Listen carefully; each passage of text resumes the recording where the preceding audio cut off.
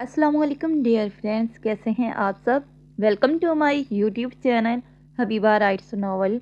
Video देखने से पहले चैनल को करें सब्सक्राइब, वीडियो को लाइक और बेल आइकन के बटन को करें प्रेस, ताकि आपको हमारे चैनल की आने वाली हर नई और मियारी वीडियो बर वक्त मौसूल हो सकें।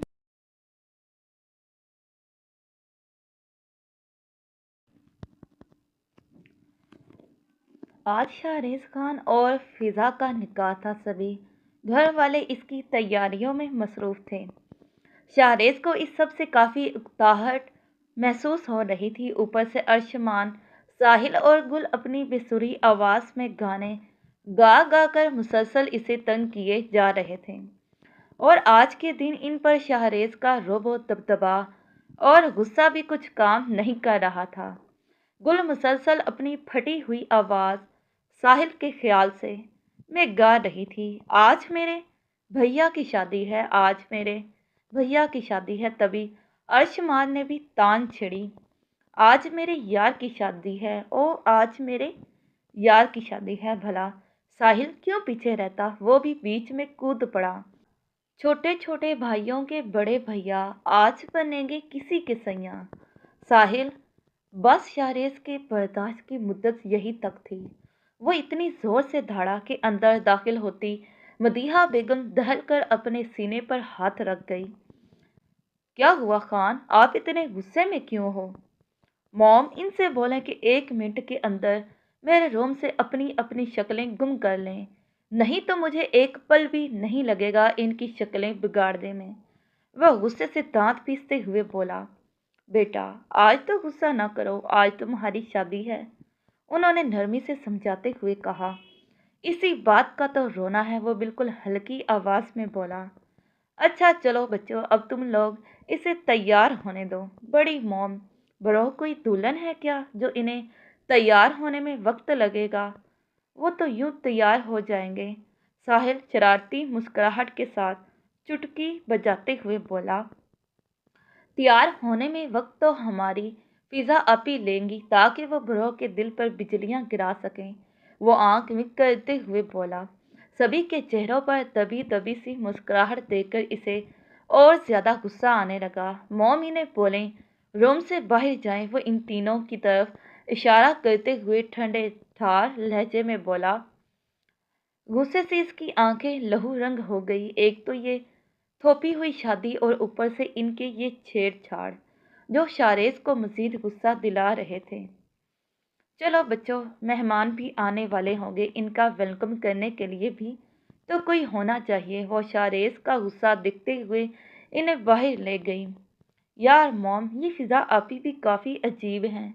मैं कितनी बार इनके रूम के बाहर से आवाज़ें दी, लेकिन वो रूम ही नहीं खोलती हैं। 17 साला गुल ने मुंह बनाते हुए कहा। बेटा वो तैयार हो रही होगी, वो मेकअप आर्टिस्ट है, खुद तैयार हो रही है, टाइम तो लगेगा ना।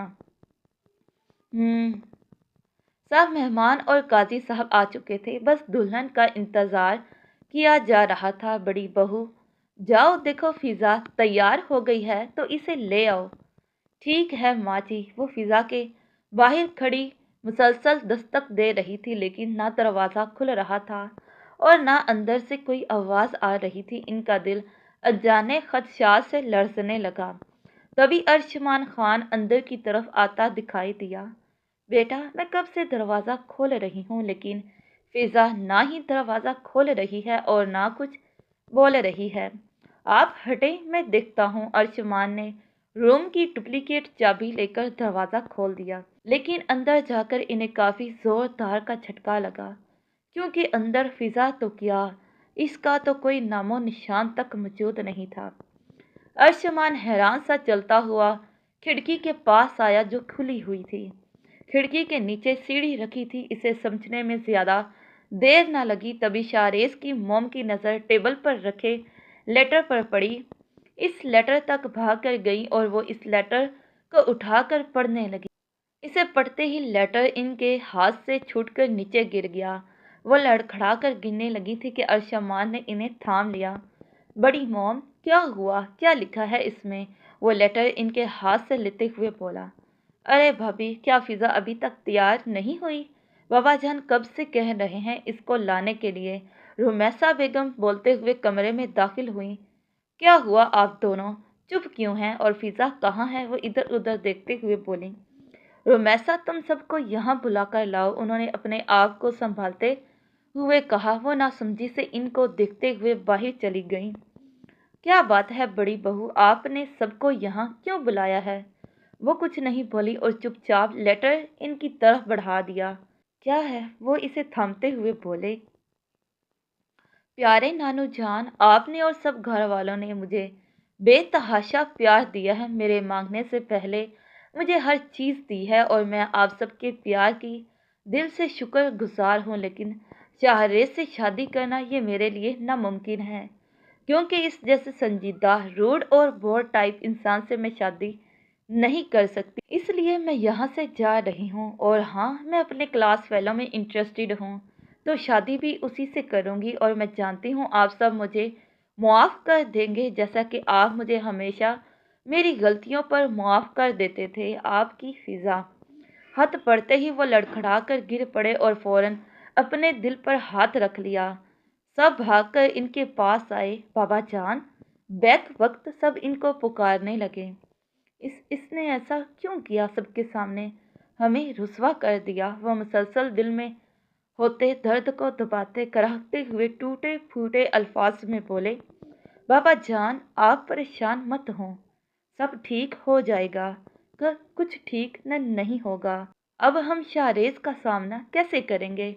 वो हमारी जिद पर वो इस शादी के लिए माना था, तभी सबको इसका ख्याल आया। शाहरेज जो सबको इस तरह से उठकर अंदर आते देखकर आया था, इसने लेटर में लिखे हर लफ्ज़ को सुना था जब दादा जान पढ़ रहे थे, और वो गुस्से से मुठियां भेजे सुर्ख चेहरे के साथ वापस चला गया। इसे जाते हुए किसी ने नहीं देखा सवाए अर्शमान खान के। इसने दादा जान को गिरते नहीं देखा था। शाहरेज को कैसे बताएं इस बारे में? दीजान ने परेशान कुन लहजे में कहा।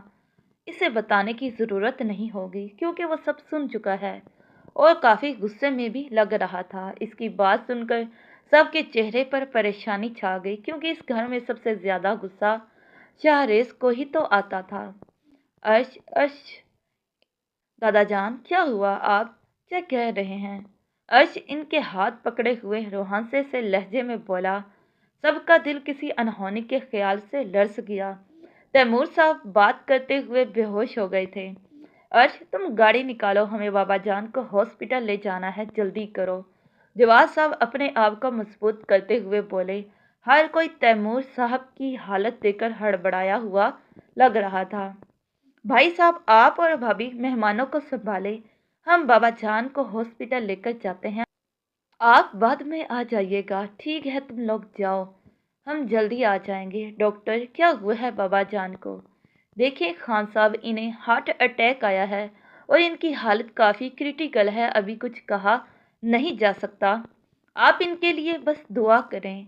शाहरेज काफ़ी गुस्से में अपने फार्म हाउस आया था, और जब से आया था मुसलसल सिगरेट नोशी कर रहा था। इसका गुस्सा किसी तौर किसी कदर कम नहीं हो रहा था। इसे फिजा से शादी ना होने का कोई गुस्सा नहीं था। इसे तो गुस्सा इस बात पर आ रहा था, इस लड़की की वजह से इसके घर वालों की कितनी बेइज्जती हुई। अगर इसे शादी नहीं करनी थी तो पहले बता देती। वैसे भी इसके घर वाले इसकी हर बात को सराखों पर रखते थे। तभी इसके मोबाइल पर कॉल आने लगी। हेलो, वो फाड़ खाने वाले अंदाज में बोला। हेलो खान, दादा जान हॉस्पिटल में हैं, तो जल्दी आ जा। वॉट? दादी हॉस्पिटल में है? मैं अभी आ रहा हूँ। वो फौरन बाहर की तरफ भागा। सब लोग मुसलसल दुआओं में मसरूफ थे। दीजान का तो रो रो कर बुरा हाल था। डॉक्टर कोई मस्बत जवाब नहीं दे रहे थे। तभी वली खान की जवाद साहब के मोबाइल पर कॉल आने लगी। जवाद, बाबा जान की तबीयत कैसी है और डॉक्टर ने क्या कहा? हम लोग घर से निकल गए हैं, बस आ रहे हैं। भाई, अभी डॉक्टर कोई खाता ख्वाह जवाब नहीं दे रहे, डॉक्टर कह रहे। तभी डॉक्टर दरवाज़ा खोलकर बाहर आए। सॉरी खान साहब, हम आपके वालिद को नहीं बचा पाए।